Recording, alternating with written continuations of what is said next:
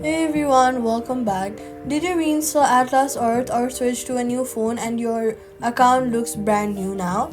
All your land and rent history gone. Here's how to get your real account back. This almost always means you logged in with a different Google, Facebook, or Apple account than the one you originally used. Atlas Reality has confirmed in their help center that your Atlas Earth account is permanently tied to the first login method you used, and they do not support merging accounts, so using a different login always creates a brand new separate account. On the login screen, log out of whatever account is currently showing, then sign back in using the exact Google, Facebook, or Apple account you originally created with your Atlas Earth account. If you're not sure which one it is, try each specifically, and whichever one shows your land and rent history is the correct one. If the Facebook login specifically is failing to recognize your account, make sure the Facebook app on your new phone is signed into the exact same Facebook account, not a different profile.